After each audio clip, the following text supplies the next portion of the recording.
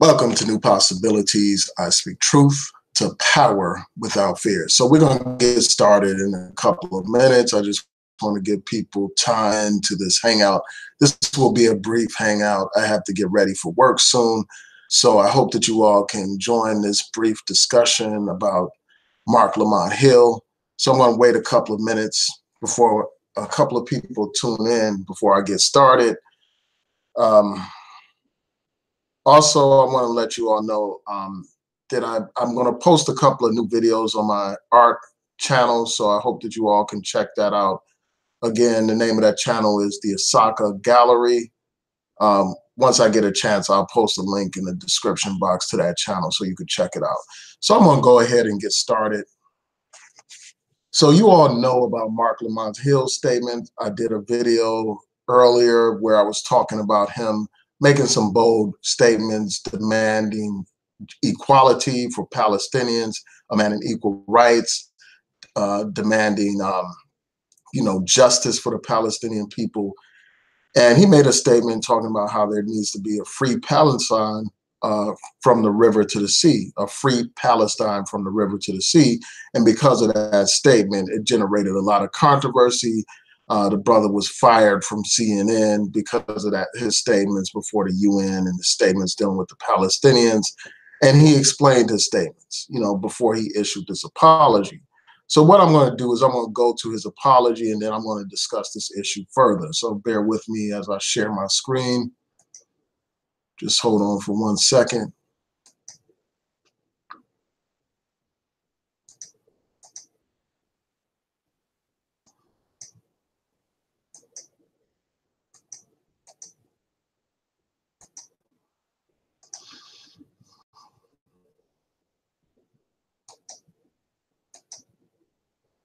Okay, so as you can see in this article, it talks about how Marc Lamont Hill wrote an op-ed piece, and he basically apologized for his statements about Israel. For those of you who have not heard his statement about Israel, I'll include a link in the cards to my prior video where I go into it in detail. But I'll just read a brief part of what he had to say. He said, "We have an opportunity to not just offer solidarity in words, but to commit to political action, grassroots action, local action, and international action that will give us what justice requires, and that is a free Palestine from the river to the sea."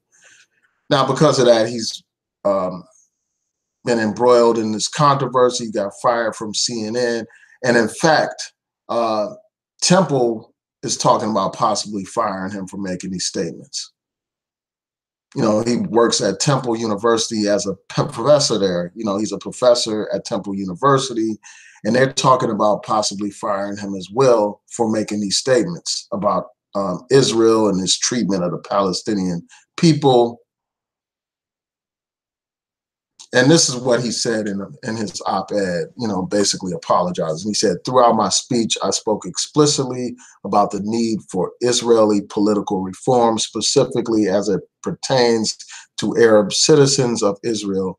I also called for a redrawing of borders to the pre-1967 lines, as well as a greater attention to human rights for those living in the West Bank and Gaza.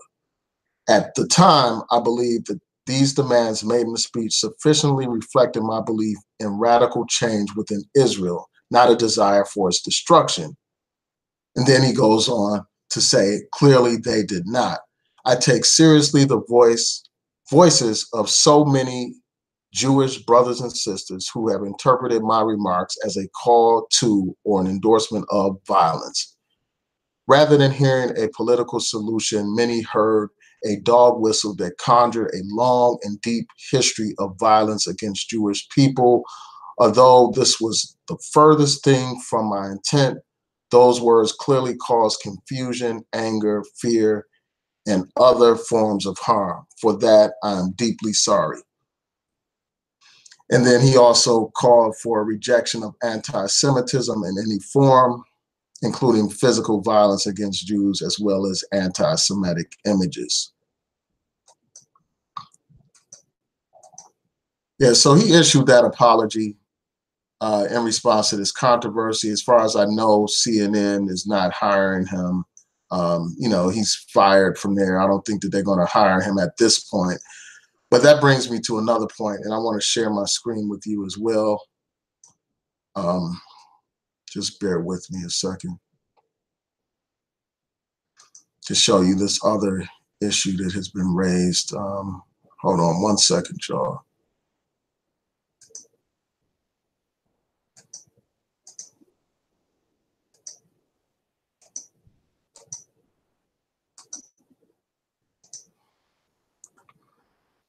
See, in this article on the Griot, they talked about how CNN is receiving backlash for firing Marc Lamont Hill. And there's actually a petition calling for him to be reinstated. And I'm going to encourage each and every one of you to sign the petition. I will include a link to this article that has a link to the petition. Let me see if I can click on the petition right now.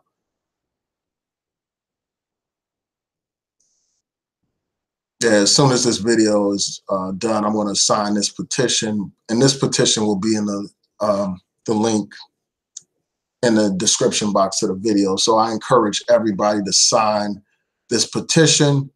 You know, basically, Marc Lamont Hill was calling for a one-state solution to the Israeli-Palestinian crisis, and he was calling for justice for Palestinian people. And because of that, he got fired. And somebody should not be fired from a position simply for calling for justice, simply for demanding equal treatment. And this is what, you know, all people should be about. They should be about demanding freedom, justice, and equality for all people, regardless of their race, regardless of their religion, regardless of what region of the world they live in. You know, people often talk about democracy here. They talk about human rights in the United States. But for some reason, they think that everybody's entitled to human rights except for the Palestinian people. You know, and that's problematic. And, you know, somebody has to speak out on these issues. And I'm glad that the brother spoke out. You know, I don't think he should have apologized. You know, I think that that's a sign of weakness to apologize. And I'm going to get into that in a second. But let me stop sharing my screen for a minute. And now what I want to do is just share my thoughts about this particular issue in a little bit more detail. And I'll get to your comments in a second.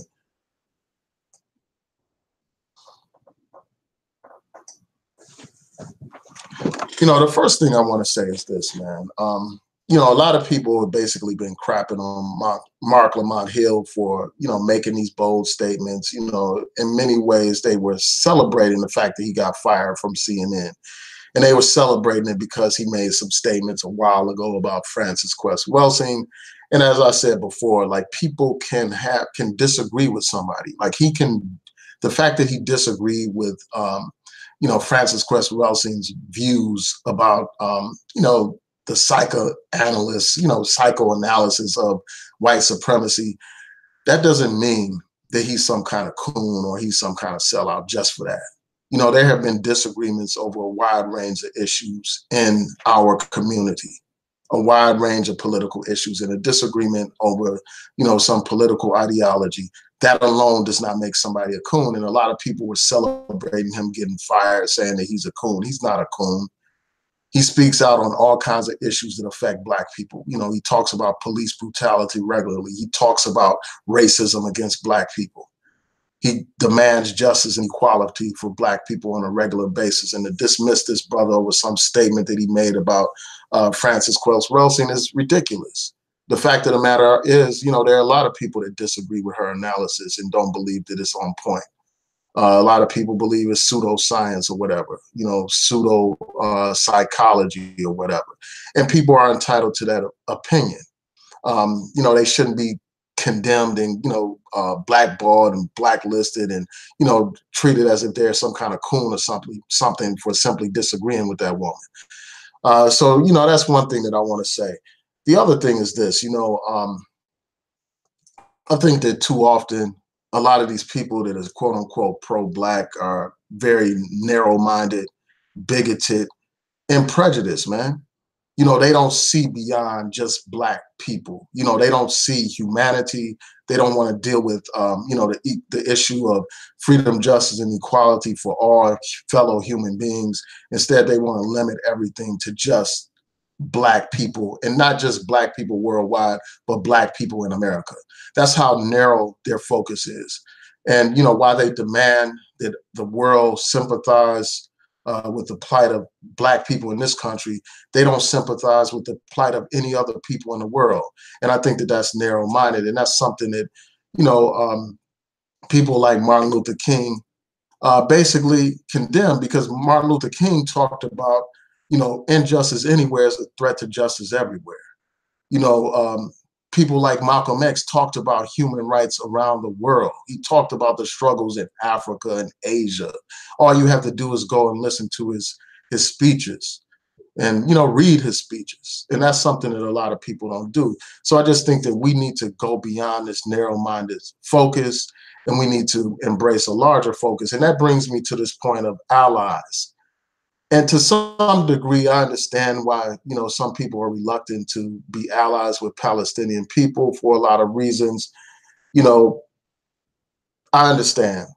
And I think that if Palestinians, for instance, they want to build allies or alliances in the Black community or ties with the Black community, then they have to be engaged in our struggle. They have to support the issues that are important to the Black community. They have to support the fight against police brutality. They have to support the struggle against racism in this country. And there are some who have done it. So, I was talking about in the last video on this subject, I talked about how there was a Palestinian activist in Ferguson who recently died. Now, this activist was involved in the struggle against police brutality in Ferguson. He was a vocal voice against racism, but he also saw the ties between the plight of the Palestinian people and the plight of African Americans in this country. And we need more people in the Arab community to recognize and to align themselves with our struggle if they want Black people to support their struggle in Palestine and elsewhere in the world. And part of the reason why people are reluctant to support the Palestinian struggle is because, a lot of these groups are heavily dependent on, Jewish support. Like a lot of these groups, they get a lot of their funding from Jewish groups and Jewish individuals. So they're reluctant to speak out on the issue of Israel and the Palestinian situation. And really, they shouldn't be, because speaking out against injustice is not anti-Semitism. Speaking out against, the violation of human rights is not anti-Semitism. It's about being about justice, about being, for freedom and equality for all human beings. That's not anti-Semitism. And to speak the truth is not anti-Semitism. So a lot of groups are reluctant to speak out on these issues because they're heavily dependent on money from these different Jewish groups and individuals. And also, just based on the history, based on the fact that Jews, for instance, many Jews supported the civil rights movement. And because of that, they more so identify with Jews and their plight than they do with the Palestinian situation. If Palestinians were to support the struggle that African Americans face in this country, you would have, if more Palestinians, let me correct that, if more Palestinians were to support our struggle, you would have more people speaking out on this issue of what's going on in Palestine, on the occupation of Palestinian territories and stuff. That would definitely be the case. But, aside from the, the issue of, in exchange, in terms of you give me this and I give you that, I think that the issue is a human rights issue. And just based on human compassion for your fellow human beings, nobody should be able to look at that situation in Palestine and, be okay with it and, accept, the Israeli narrative and Israeli perspective. And too often that's what happens in US media. They don't want to hear any other dissenting voices. They want to silence those voices. And one way to silence them is to fire people, you know, to get rid of them, literally get rid of them from networks like CNN and stuff. So I'm encouraging everybody to sign that petition in support of Marc Lamont Hill. You know, what they did to that brother was wrong, you know, firing that brother. And it makes me question, like, whether or not I should even continue watching CNN if they're going to treat that brother like that. You know, fire this brother just for demanding equal rights for Palestinian people. That's outrageous, just for saying that Palestinians, just like any other occupied people, should be able to use, self-defense against occupation and oppression. People shouldn't be fired over that. And that brings me to the last thing that I want to talk, the last couple of things I want to talk about before I get to your comments. And that's this, the definition of freedom, man. You know, people like Marc Lamont Hill are not free, unfortunately. I mean, you know, unfortunately, they are dependent on these different people for their survival, man. They're dependent on them for money, you know, dependent on them for a job, like he's dependent on CNN for a job as an analyst, dependent on Temple University for his job as a professor, dependent on these different outlets. And from what I understand, he works for BET or something like that as well, or one of these Black publications. And even those publications aren't independently owned, from what I understand. Like right now, a lot of these so-called Black outlets are owned by non-Black people. So for all intents and purposes, you know, people like Marc Lamont Hill are dependent on white people. They're dependent on the same Zionists that they're criticizing. They're dependent on them for a job. And that dependency makes it impossible for them to speak out as an independent, strong voice. Like you had his brother, he came out, he made a bold, courageous statement, and now he's forced to walk that statement back. Now he's forced to bow down and kiss the Zionist shoes, to kiss their ass, to shine their shoes in order to make nice with these people, to get his job back and to avoid any further disruption of his career. And it's a shame to see somebody like that, man. It's a shame to see somebody bow down like that. And it's like, that's part of the reason why I appreciate, you know, strong, independent Black voices. Like, despite the criticism that people raise against Minister Louis Farrakhan, for instance, at least you can say he's a strong, independent Black leader. He's not dependent on, you know, anybody non-Black to fund his organization. He can speak freely on issues involving race. He can call people out. He can say what he wants without fearing any kind of backlash from these people.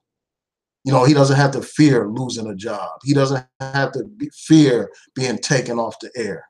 He doesn't have to fear any of that stuff because he's his own man. And it reminds me of, you know, people like a Malcolm X. Somebody that's bold and courageous, that will say what needs to be said. Somebody that will be an uncompromising voice for our people. That's what we need. We need independent, strong Black organizations, strong Black media that's free and independent, that doesn't have to depend on these people for a living. You know, that where we're not having somebody else pull our strings and tell us what to say.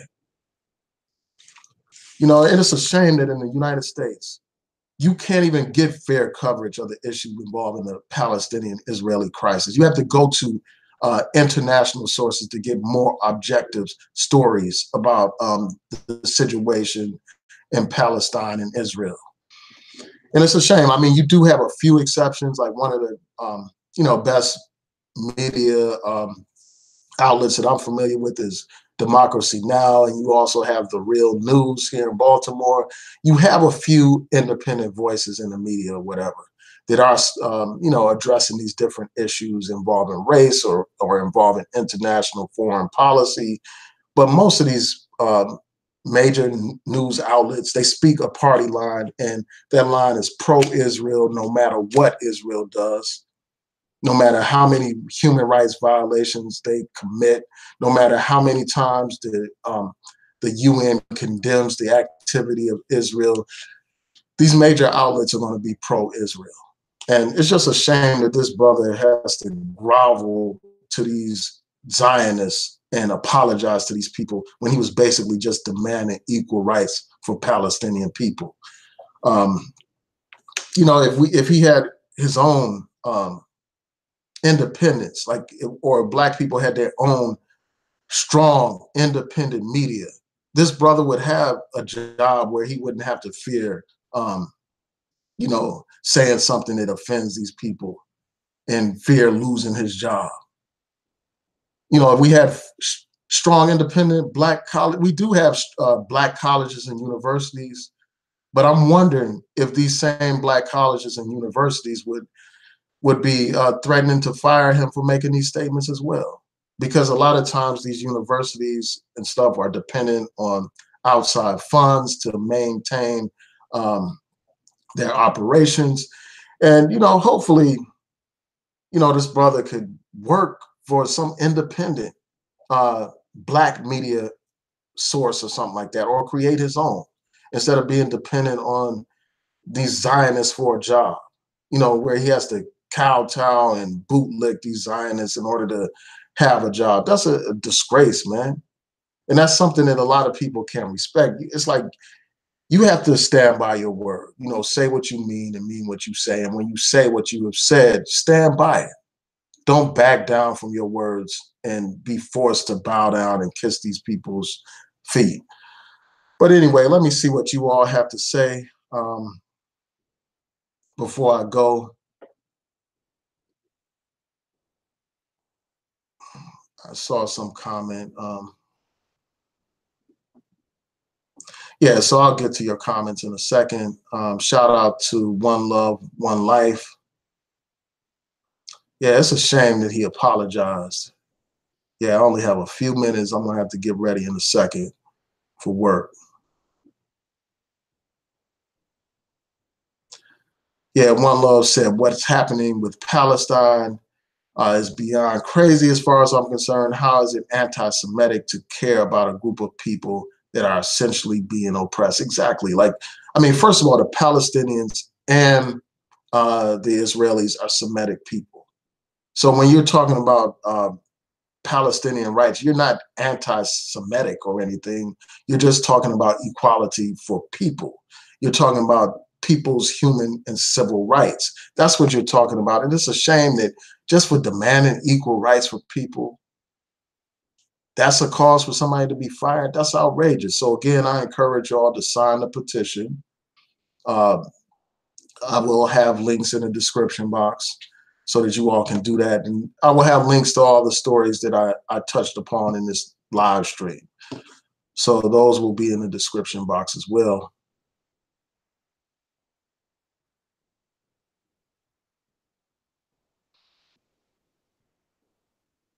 Yeah, so Psycho said he should have known the unwritten rule. You can't be mainstream and call out these people for their BS. I don't like using terms like small hats and all that kind of stuff. You know, because that people can say that that's anti-Semitic. Because my issue is not with Jews as a religion or, you know, the Jewish people. My issue is with Zionism. And in my last video, I made the distinction between Zionism and Judaism. Judaism is a religion. Zionism is a political philosophy that's about promoting imperialism in the Middle East. And that's what I condemn. I condemn Zionism. And I condemn the oppression of Palestinian people. I don't condemn anybody because they happen to be a Jew or they practice Judaism. So I try to stay away from those kind of terms, you know, terms like small hats and all that kind of stuff. You know, I think that can be interpreted as anti-Semitic because that's not a reference to a political ideology. That's a reference to a whole religion, to people for wearing the yarmulkes and all that kind of stuff. So I respectfully, you know, disagree with that kind of terminology, but you're right. Your overall point is correct, Psycho. You know, because like anybody that speaks out on these issues, they will get fired. If you speak out on Palestine, you will be in the same situation as Marc Lamont Hill. Don Lemon, for instance, said anything in favor of Palestine, you know, it would be an issue and he would lose his job. You know, that's why you need independence. I mean, even though Roland Martin is, you know, he was with CNN a while, you know, years ago or whatever, and now he's able to say whatever he wants since he has his own platform. But even here on YouTube, they have like these community guidelines and all that kind of stuff that can be used to restrict your speech, and they can punish you for your speech, just like they essentially punish anybody that's talking about controversial political topics on here. Like on my channel, for instance, most of my videos are immediately demonetized as soon as I post them. And I have to challenge them every time in order to get my monetization back for my videos. That's another way that YouTube punishes controversial speech. And I know that it deals with these corporations not being comfortable having their brands associated with certain types of speech. And again, that just shows like how even here on YouTube, there's some kind of corporate control over messaging to some degree. You know, if you're going to be driven by dollars and stuff like that, some people that are driven by dollars, they will tailor their messages accordingly. But for me, it's all about the message. You know, I'm on here primarily to convey a political message, and I won't compromise that message just based on whether or not YouTube's going to monetize my videos. But don't get me wrong, you know, I believe that content creators should have the right to reap financial benefits for putting together their content. And I encourage people to challenge anytime YouTube tries to demonetize your video, but that's a whole nother subject.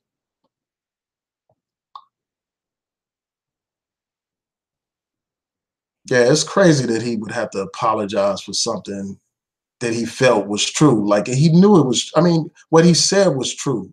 And now he's back peddling on it. And that just looks weak, man. That's not what strength looks like. And that's not what Black leadership should look like, man. Black leadership should be strong, bold, and uncompromising. But too many of these people that had a spotlight, they're weak. You know, they cave to certain interests. And caving to these Zionists is a prime example of that.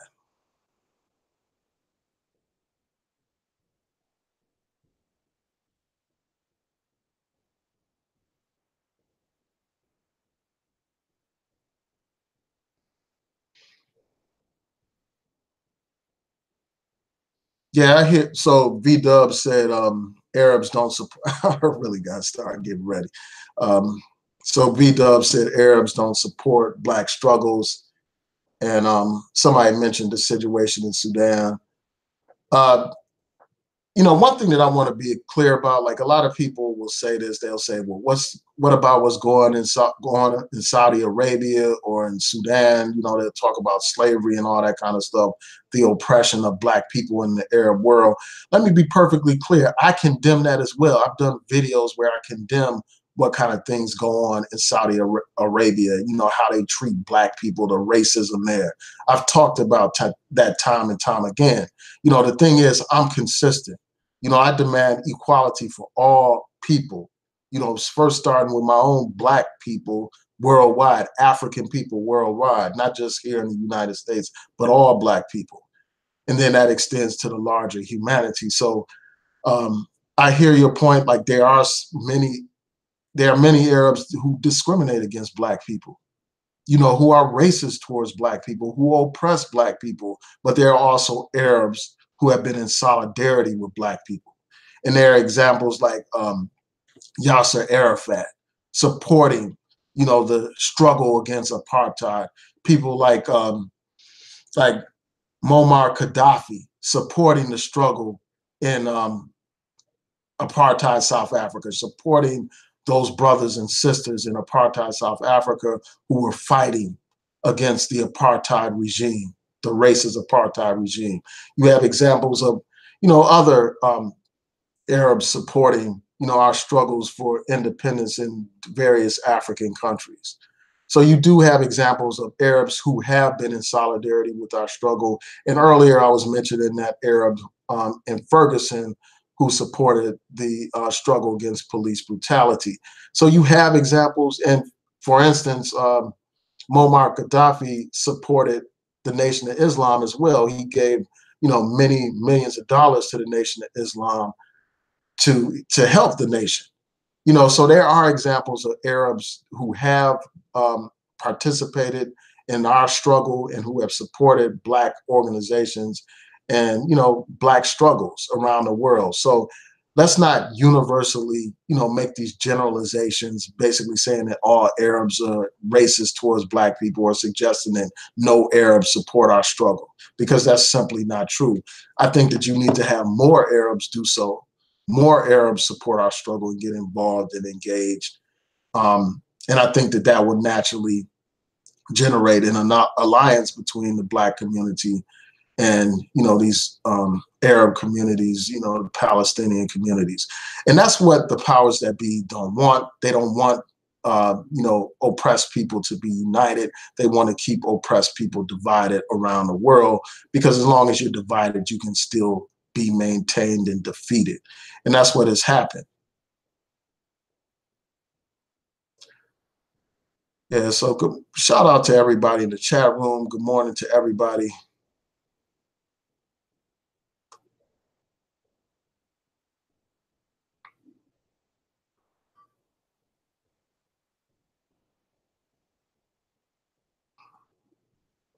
Yeah, just bear with me 1 second.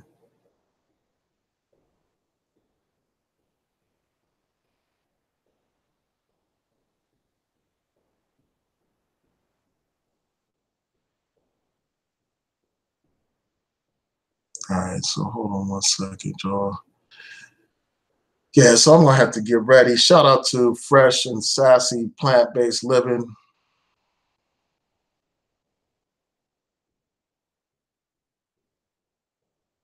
Yeah, that's a good point. That you raised a good point. Fresh and Sassy. Fresh and Sassy said, "I like to support him, but if he apologized for doing what's right, he's not standing up for himself. Why should I stand up for him?" Hold on 1 second. When he's not standing up for himself. That's a fair point, man. That's definitely a fair point. But for me, like, it really goes beyond just him. It's about people being free to challenge the state of Israel and its racist and oppressive practices. You know, I think that that's the bigger issue than the issue of just Marc Lamont Hill as an individual. And for that reason, you know, I will say that I support this petition and I encourage everyone to sign it. You know, I think that what CNN did was wrong, man, and just stupid to fire somebody for speaking out and demanding equality. And it's like, you know, they try to stop any kind of resistance to the state of Israel, even nonviolent resistance like boycotts and divestment and stuff like that. I remember seeing an article a while ago where they were talking about like passing a law making it illegal for people to encourage boycotts and divestment from Israel and stuff. I'm on Google, search it, and, you know, I'll post a link to the article in the description box. Hopefully, if I remember, hopefully I will. So let me just, yeah. So I'm gonna have to sign out in a second. Yeah, so Psycho made a good point. He said he disagrees about Farrakhan. He kicked Khalid out of the Nation of Islam because he called out the Jews or whatever and other people. And I'm not reading it verbatim because I don't want to repeat a slur against, you know, a religious group. But you know, first of all, like, I don't think that that's an example of like Farrakhan not being free or whatever. You know, I think that, first of all, what Khalid Muhammad said was indefensible, man. It's like nobody can defend what he was talking about. You know, that was one of the most, I mean, nobody can really defend that speech. It's hard for anybody to defend that speech, man. You know, I'll leave it at that. It's hard to defend that speech. And I understand why anybody would distance themselves from that speech.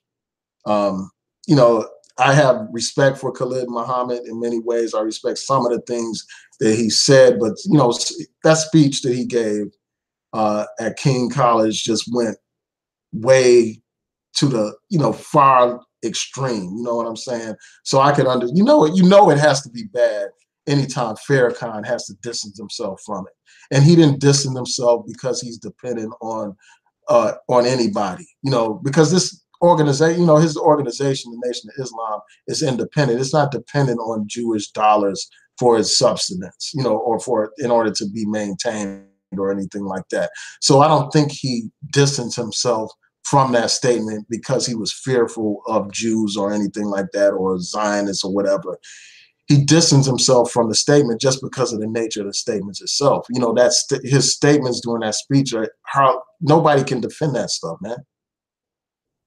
I mean, and I can go and dig it back up, you know, dig up the speech and go through it. But it's like at the time when he condemned that speech, I understood why he condemned it. Nobody has made a speech like that, you know, like no. I'm just thinking, like, even a Malcolm X, he hasn't said anything like as extreme as what Khalid Muhammad said in that speech, man. So I understand why Farrakhan had to distance himself from that speech. He didn't distance himself because he was dependent on Jews or Zionists or whatever. So we had to agree to disagree on that issue. I wish I had more time to go into it. But right now, I just don't have the time.